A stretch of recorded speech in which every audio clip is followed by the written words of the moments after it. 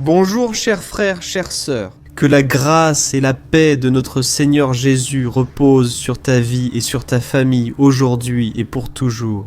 Ici, c'est le pasteur Antonio Junior, et je vous demande la permission d'entrer à nouveau dans votre maison, sur votre lieu de travail, où que vous soyez, pour vous transmettre une parole qui va fortifier votre foi, et vous aider à vaincre la peur et par conséquent, tous les défis de votre vie. Et je veux adresser mon étreinte à vous tous qui vous levez tôt pour prier avec moi, à vous qui priez le soir, mes frères. Vous n'imaginez pas combien cela me fortifie et me rend heureux. Quand je lis les commentaires, je vois vos témoignages. C'est parce que cette œuvre n'est pas la mienne. Je consacre ma vie à vous servir. Je sais que ce n'était pas en vain. Toi qui es ici avec moi chaque jour, sache que Dieu a entendu tes prières. Dieu est avec toi et c'est très bon de te fortifier dans la présence du Seigneur. Alors, pour commencer, je veux lire avec toi une parole que l'apôtre Paul a écrite dans sa deuxième lettre à Timothée, où il est écrit ceci. « Dieu ne nous a pas donné un esprit de lâcheté, mais de puissance, d'amour et d'équilibre. » Amen, frère. J'aime ce passage parce qu'il me rappelle toujours que c'est le Saint-Esprit qui répand la puissance dans ma vie. Il me rend capable, il me fortifie, mais il me donne aussi de l'équilibre. Et cet équilibre est tellement important parce que nous devons contrôler nos émotions. De nos jours, nous sommes tellement troublés, tellement anxieux, inquiets et effrayés, mais le Saint-Esprit, il vient pour nous donner de l'équilibre. Il veut nous rendre capables, il veut nous fortifier. J'ai ressenti le besoin d'en parler avec vous aujourd'hui. Parce que ce qui m'impressionne le plus, frère, c'est le nombre de personnes qui déclarent avoir peur et qui n'arrivent pas à vaincre cette peur. Ce sont des hommes, des femmes, des jeunes, des personnes plus mûres, des nouveaux convertis, des chrétiens expérimentés. Tous ont peur de perdre leur santé, de devenir pauvres, de perdre leurs proches, de perdre leur petite amie, leur épouse, de perdre leur propre vie, frère. On dirait que ces personnes se réveillent déjà avec la peur de sortir de chez elles et de se faire agresser. Elles ont peur d'aller au travail et d'être licenciées, de ne pas réussir à payer leurs factures et à honorer leurs engagements. Frères, je pourrais parler de nombreuses peurs que les gens ont, et le problème, c'est que cette peur emprisonne leur vie. Leur vie semble ne pas avancer. Elles ne prennent pas de décisions importantes, elles ne font pas les bons choix. Tout cela parce qu'elles ont peur de ce qui pourrait arriver. Et la vérité, c'est que si tu laisses faire, la peur va dominer, elle va ruiner ta vie. Ce n'est pas pour cela que nous avons été appelés. L'apôtre Paul a dit que le Christ nous a libérés pour la liberté. C'est pourquoi nous devons rester fermes et ne rien laisser nous asservir à nouveau. Ceci est écrit dans Galates, chapitre 5, verset 1, frère. L'esclavage dont l'apôtre Paul parle dans ce passage n'a rien à voir avec l'esclavage physique. Cet esclavage que les Hébreux ont vécu en Égypte ou que les Juifs ont connu sous le règne de Nabuchodonosor, par exemple. Ce que l'apôtre Paul dit concerne l'esclavage de notre âme, des choses qui nous retiennent, qui dominent notre vie et ne nous permettent de profiter de rien, même pas des bénédictions de Dieu. Je ne sais pas si tu le sais, mais la peur est nuisible à ta santé, elle détruit ta santé. Les scientifiques disent qu'ils libèrent plus de 1400 substances chimiques toxiques qui détruisent différentes zones de notre cerveau et provoquent du stress. Elles nous rendent malades. Et c'est pourquoi tu dois comprendre que la peur affecte non seulement ta vie spirituelle, mais aussi ta psychologie et ta santé physique. Frère, je suis ici pour vous dire que, à de nombreuses reprises dans ma vie, la peur m'a freiné. J'avais très peur de ne pas être accepté par les gens. J'avais peur d'échouer dans tout ce que je faisais. J'avais très peur de ce qui pourrait m'arriver dans le futur. En résumé, ma vie était dominée par la peur jusqu'à ce que Frère Dieu me confronte. J'ai rencontré Dieu lors d'une veillée de prière. Et j'ai déjà raconté plusieurs fois mon témoignage ici sur la chaîne pour vous encourager. Mais je me souviens exactement de cette nuit-là. C'était la dernière semaine de... Janeiro do ano de 2002. Je reçois Dieu, frère. Je me sentais comme un poisson hors de l'eau. Je sentais que je n'étais pas à ma place. Si vous êtes comme moi, je remarque les gens. De l'eau, des gens qui pleurent, des gens qui sourient, des gens qui jouent de la louange. Henri Rasbam, où suis-je? Tinha nada. Irmãos, eu me lembro que Ceux de mon avenir. Ma vie était un vrai désordre. Tout allait de travers, tu sais? Et c'est alors que je suis resté là, dans mon coin, sans prier, juste à observer les gens. jusqu'à ce qu'un prédicateur entre dans la salle et qu'il ouvre la Bible à un passage que je n'ai jamais oublié. Il a lu ce passage où Jésus était dans le bateau avec les disciples, et Jésus dormait à la proue du bateau. Et puis une forte tempête est arrivée, et les disciples ont paniqué parce qu'ils avaient peur de mourir. Et ils ont alors commencé à crier « Maître, cela ne vous fait-il rien que nous mourions ici ?» Et à ce moment-là, Jésus s'est réveillé, il a tendu les mains et a calmé la tempête.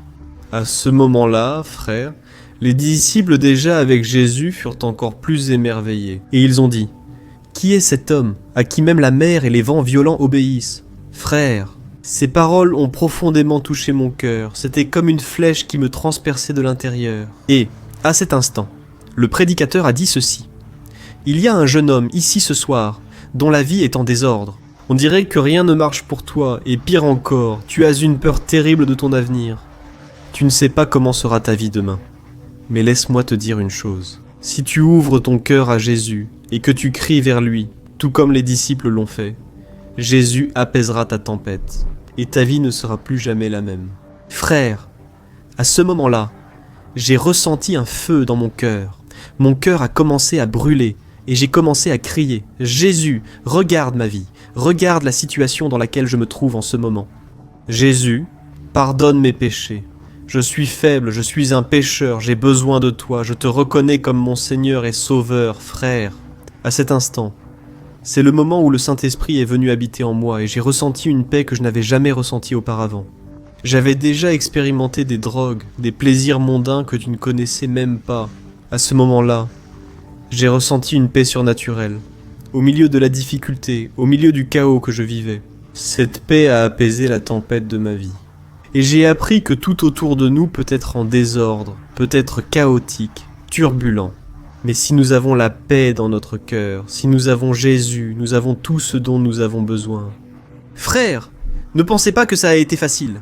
Après cela, l'ennemi s'est beaucoup levé. L'ennemi voulait détruire ma vie. Et quand j'ai commencé mon travail d'évangélisation ici sur Internet, Satan s'est levé de toutes ses forces. Il a manipulé des gens pour me décourager. Des personnes pour dire que ces messages étaient froids, qu'ils étaient faibles et que je n'avais pas d'appel pour être pasteur.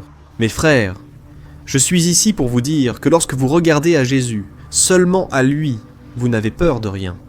Et ici, dans cette parole que je vous ai lue, l'apôtre Paul a dit « Dieu ne nous a pas donné Espírito de covardia, ele nos deu un esprit de puissance, d'amour et d'équilibre. » Et il est intéressant qu'il dise qu'il ne nous a pas donné un esprit de lâcheté, un esprit de peur. Frères, la peur est un esprit, elle ne vient pas de Dieu. Bien sûr, il est normal d'avoir peur de prendre une décision, de se sentir incertain, mais vous ne pouvez pas laisser cela dominer votre vie. Vous devez prier, vous devez réprimander. Vous ne pouvez pas accepter que la peur vous empêche de faire la volonté du Seigneur. Pour cela, il faut de l'audace et faire des pas de foi, frères. Bien souvent, je ne voyais pas à 1 mètre devant moi, mais j'ai pris la décision d'avancer, de marcher, de faire un pas de foi, en ayant confiance que Dieu serait avec moi et que sa parole est la vérité. Elle ne fait pas marche arrière, tu dois en faire autant. Amen, avoir peur fait partie de notre humanité, de notre nature. Tu vas avoir peur, par exemple, quand tu vas essayer quelque chose pour la première fois, quand tu recevras une mauvaise nouvelle ou quand tu te rendras compte qu'il n'y a pas d'issue, que tu es face à un gros problème. Mais cela ne veut pas dire que tu es une personne lâche. Cela veut simplement dire que tu es un être humain. Dieu connaît tes faiblesses. C'est pourquoi il veut que tu lui fasses confiance de tout ton cœur. Tu ne peux pas tout résoudre seul par ta force ou ton intelligence. Il faut vraiment remettre cela au Seigneur. Je me souviens aussi, mes frères, que j'avais peur de ne pas être heureux et de ne pas trouver la bonne personne dans ma vie sentimentale.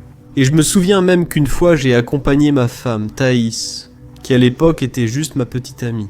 Je l'ai emmenée voir ma mère et mon père. Je me souviens, elle avait apporté un beau pot de fleurs.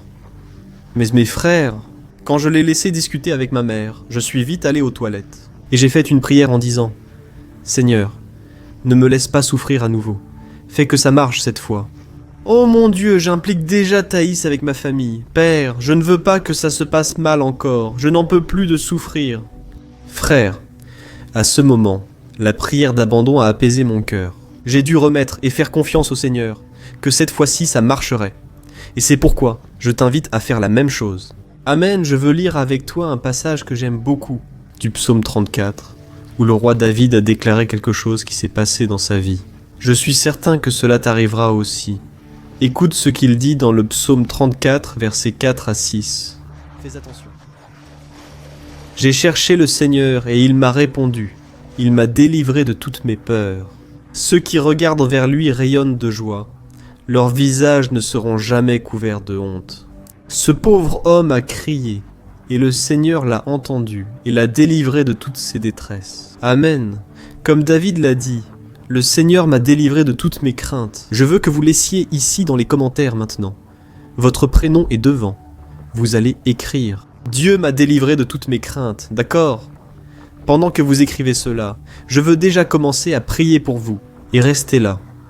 En esprit de prière, priez avec moi, en pensée, priez avec des mots. Mais unissons maintenant notre foi. D'accord, gloire à Dieu. Prions, Seigneur, mon Dieu et mon Père, nous nous plaçons maintenant devant ta sainte présence pour élever et glorifier ton saint nom, mon Dieu. Merci beaucoup pour l'opportunité de pouvoir vivre les plans que tu as tracés pour nous. Merci aussi, Seigneur, pour tes bénédictions quotidiennes, toutes les délivrances et tes promesses. Ô mon Dieu, je loue le Seigneur pour ce frère et cette sœur qui prient ici avec moi chaque jour.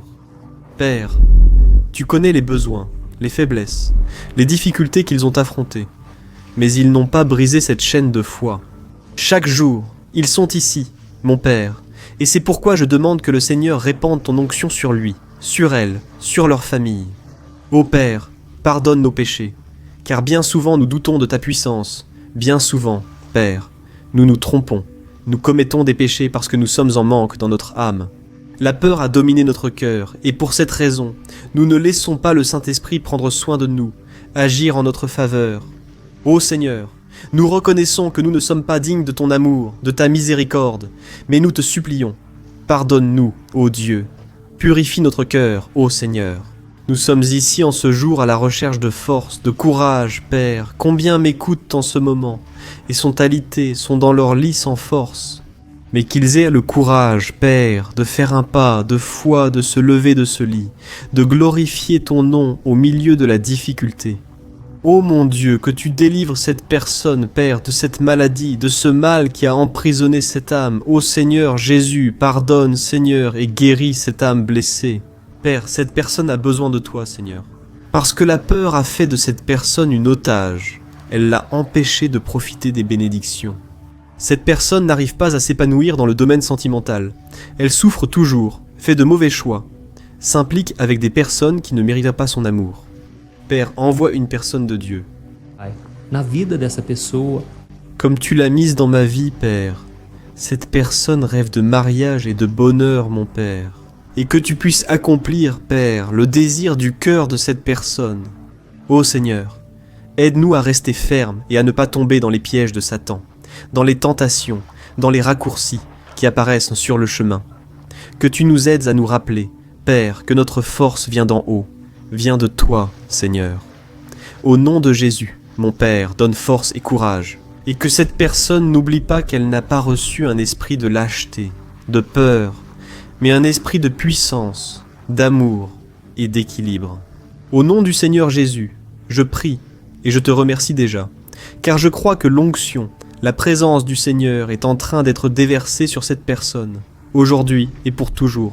Au nom de Jésus, je prie et je te remercie. Amen, gloire à Dieu.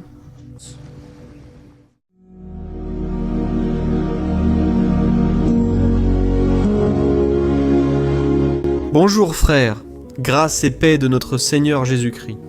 Je suis le pasteur Antonio Junior et aujourd'hui je veux vous inviter à participer à cette prière pour votre vie spirituelle basée sur le psaume 91. Nous allons prier Dieu en demandant protection et force pour surmonter les attaques de l'ennemi qui ont ébranlé notre foi et plusieurs domaines de notre vie, y compris la santé physique et mentale. Avant de commencer à prier, merci de laisser votre demande ici. Et souvenez-vous de quelqu'un avec qui vous pouvez partager cette vidéo. La bénédiction de Dieu doit être partagée. Nous ne pouvons pas la garder seulement pour nous. Et je suis sûr que cette prière d'aujourd'hui va marquer votre vie pour toujours. Vous qui traversez des épreuves, vous allez comprendre la profondeur de ce psaume. Et peut-être que vous vous demandez, mais pasteur, pourquoi le psaume 91 ? Qu'a-t-il de si spécial ? Et je vais vous montrer aujourd'hui pourquoi. C'est l'un des psaumes les plus connus de toute la Bible, et il y a une raison à cela. Même les non-chrétiens connaissent ou ont déjà lu ce psaume au moins une fois. Il est très courant de voir dans les maisons et les entreprises la Bible ouverte à ce psaume 91, comme s'il s'agissait d'un genre d'amulette de protection. Parfois la page jaunie à force de rester ouverte, mais souvent, la personne ne lit même pas la Bible et laisse juste ce psaume exposé. Mais la vérité, c'est que le psaume 91 est bien plus profond que ce que nous imaginons. Et nous ne pouvons comprendre sa véritable signification que lorsque nous le regardons avec un regard spirituel. Si nous faisons cela, nous comprendrons qu'il s'agit de l'une des prières les plus puissantes de toute la Bible. Amen. Alors, j'ai l'intention de lire avec vous le psaume, mais nous allons le faire par étapes. D'abord, nous allons lire les versets 1 et 2, et prier en nous basant sur eux. Puis nous continuerons avec les autres versets, pour que vous compreniez mieux ce qui est écrit. Et avec cela, nous allons prier pour des domaines spécifiques de votre vie. D'accord ? Pour commencer, nous allons lire le psaume 91, le verset 1 et le verset 2, qui dit « Celui qui habite dans l'abri du Très-Haut et se repose à l'ombre du Tout-Puissant peut dire au Seigneur, « Tu es mon refuge et ma forteresse, mon Dieu en qui j'ai confiance. » Nous ne savons pas exactement si l'auteur de ce psaume traversait des persécutions ou des épreuves, ou s'il a reçu une prophétie de Dieu à transmettre à nous tous. Mais quel que soit le motif, le point central est clair. Nous devons chercher notre sécurité en Dieu, et il est notre refuge et notre forteresse contre tout type de mal. Et si nous cherchons le Seigneur de tout notre cœur et que nous avons confiance en lui, nous ne serons jamais déçus. Aucun ennemi ne sera capable de détruire la forteresse qui est la présence de Dieu en nous. Amen. Maintenant que nous avons compris, prions ensemble. Si tu peux, ferme les yeux et prie avec moi. Seigneur, mon Dieu et mon Père, nous nous plaçons maintenant en ta présence pour implorer ta protection, surtout pour notre vie spirituelle. Dieu, nous avons affronté tant d'épreuves. L'ennemi a parlé à notre cœur, disant que les problèmes sont insupportables et que nous n'allons pas y arriver. Mais à présent, nous tournons nos regards vers toi. Nous croyons que tu es celui qui a la paix que le monde ne peut pas offrir. Mets cette paix en nous maintenant, car nous en avons besoin, Seigneur Jésus. Sans cela, nous ne supporterons pas les épreuves que nous avons affrontées. Rappelle-nous, ô Père, que le seul endroit où nous pouvons trouver le repos et la vraie paix, c'est sous tes mains. Là se trouve le refuge, la forteresse dont nous avons tant besoin. Et nous croyons que l'ombre du Tout-Puissant existe. Repos et rafraîchissement pour notre âme. Apprends-nous, Seigneur, à avoir confiance en toi et à nous reposer dans tes bras. Nous remettons maintenant entre tes mains nos préoccupations, nos peurs et nos angoisses, ô mon Père. Je sais que beaucoup de personnes en ce moment sont en dépression, sont en deuil, angoissées, avec leur corps montrant des signes de fatigue et une anxiété incontrôlable. C'est pourquoi, aide-nous à comprendre que tu es aux commandes de notre santé, de notre famille, de nos finances, de nos relations et de notre cœur. Nous te remercions pour la foi. Nous croyons que le Seigneur nous accorde maintenant la protection et la délivrance. Chaque jour ta parole. Il est dit, dans le psaume 34, verset 19, que nombreuses sont les afflictions du juste, mais le Seigneur le délivre de toutes. C'est pourquoi, mon Dieu, nous te remercions beaucoup, car nous croyons que le Seigneur est en train de nous délivrer une fois de plus. Même lorsque tout semble impossible, même lorsque la montagne paraît immense devant nous, nous croyons quand même. Le Seigneur déplace les montagnes. Quand nous mettons notre foi en toi et que nous prophétisons la victoire, c'est pourquoi nous te remercions déjà pour les victoires qui arrivent. De grandes choses le Seigneur fait et fera encore dans nos vies. Au nom de Jésus, c'est ce que nous prions. Amen. Gloire à Dieu. Oh mon cher frère, ce n'est que le début. Reste avec moi, nous continuerons ainsi. Le psaume 91 est un psaume très précieux, profondément spirituel. Alors, regarde jusqu'à la fin, car ensemble, nous allons unir notre foi et à la fin, le Seigneur agira puissamment en notre faveur. Peu importe ton problème, peu importe la taille de ton géant. Cela peut être une maladie, un problème financier ou émotionnel. Dieu peut t'apporter la solution à tout dans ta vie. Et je dis cela par expérience personnelle. Si aujourd'hui je suis ici pour t'apporter ce message, c'est parce qu'un jour le Seigneur a regardé ma vie avec miséricorde. J'étais perdu, je me sentais dans une obscurité totale. Mais Jésus a allumé sa lumière dans ma vie. Et aujourd'hui je peux te dire qu'il n'y a rien qui puisse te séparer de l'amour de Dieu qui est en Christ, Jésus. Amen. Alors déclare ceci: je puis tout par celui qui me fortifie. Et maintenant, je veux lire avec toi les versets 3 et 4 du psaume 91. Il est écrit ainsi: Il te délivrera du piège du chasseur et du poison mortel. Il te couvrira de ses plumes et sous ses ailes tu trouveras un refuge. Sa fidélité sera ton bouclier protecteur. Alléluia, frère. Un piège est un dispositif préparé pour capturer et tuer. Et à cette époque, les chasseurs utilisaient des pièges pour attraper des oiseaux ou des animaux. Et le psalmiste connaissait très bien cela, et il l'a utilisé comme comparaison.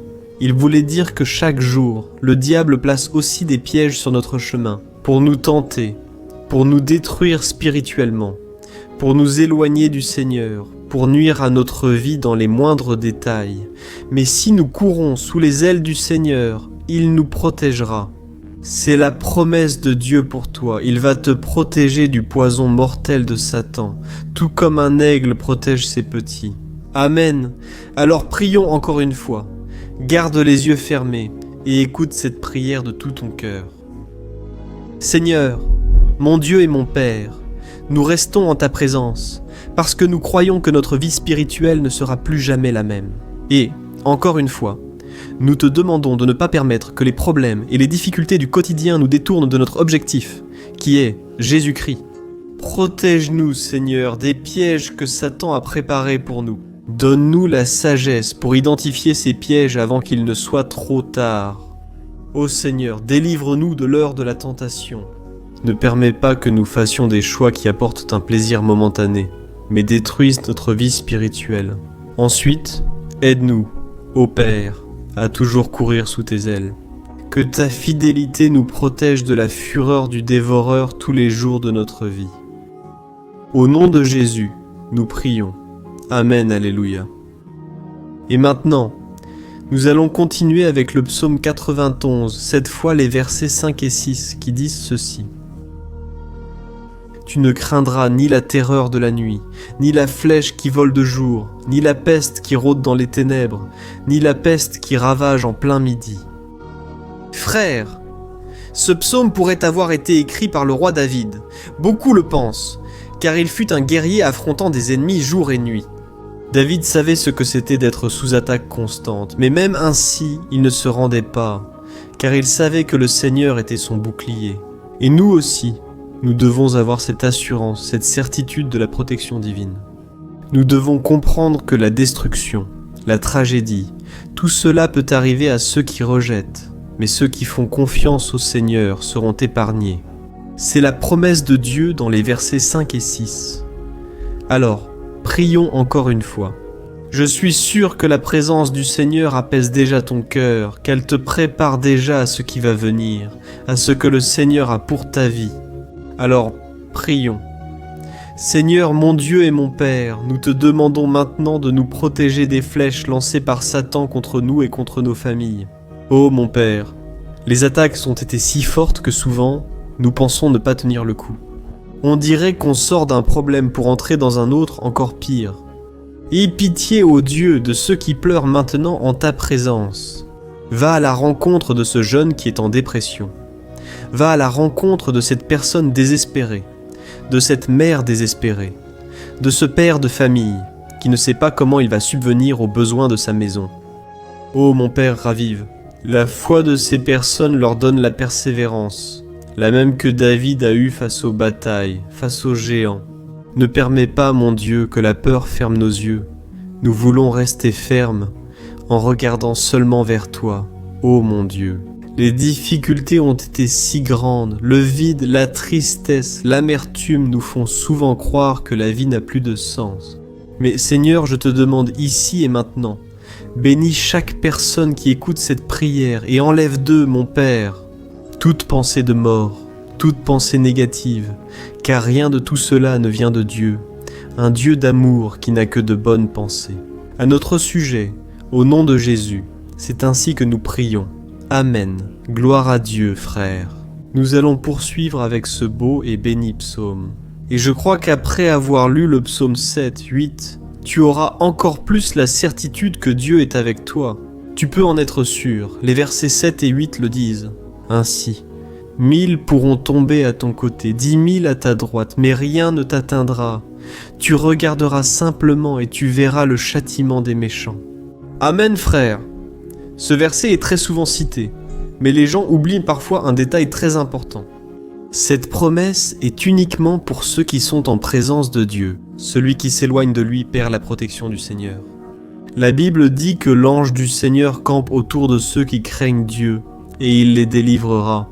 Alors frères, nous ne pouvons pas perdre la crainte du Seigneur, nous ne pouvons pas sortir de sous la protection de Dieu, parce que beaucoup, là dehors, sont déjà éloignés. Et alors, quand nous les regardons, nous remarquons une chose, il semble que leur vie va de mal en pis.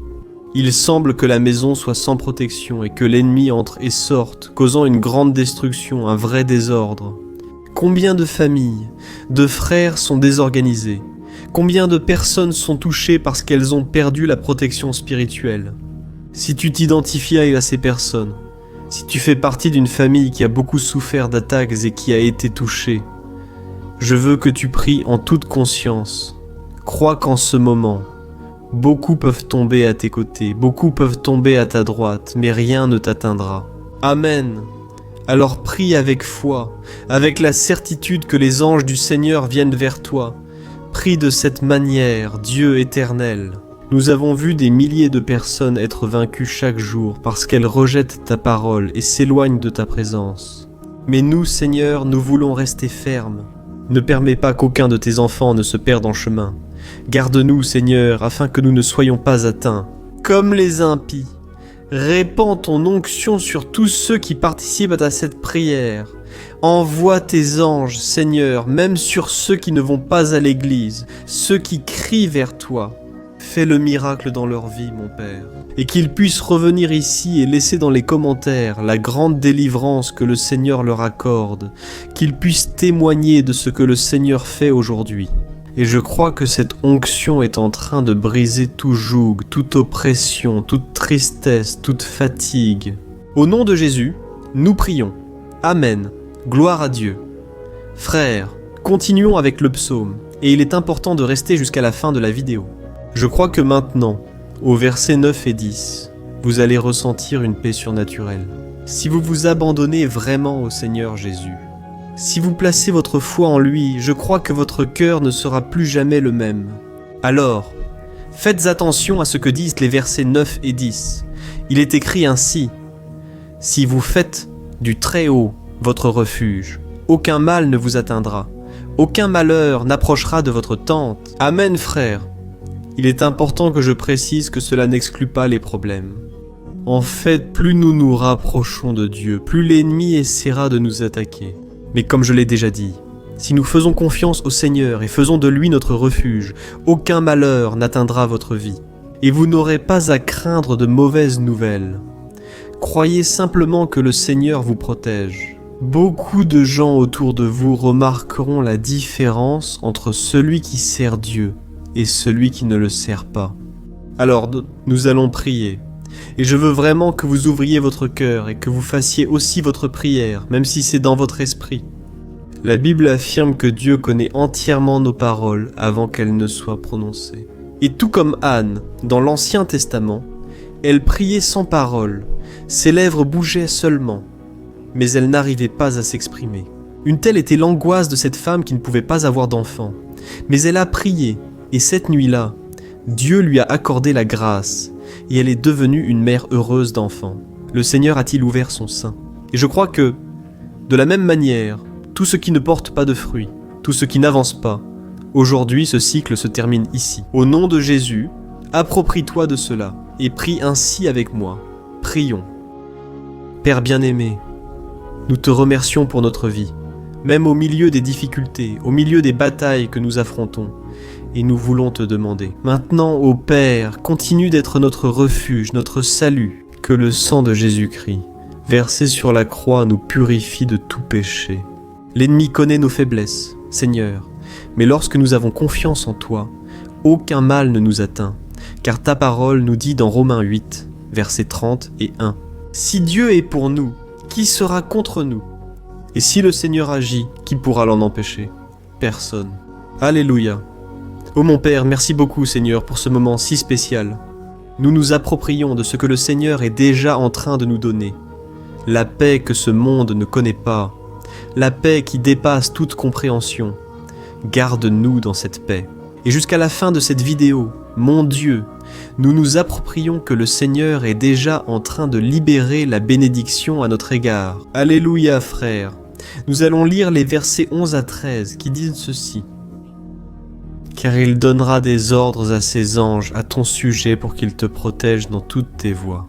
Ils te porteront sur leurs mains, afin que ton pied ne heurte aucune pierre. Tu marcheras sur le lion et la vipère, tu fouleras le lion puissant et le serpent. Amen mes bien-aimés, la sollicitude de Dieu est si grande qu'il envoie des anges pour nous garder.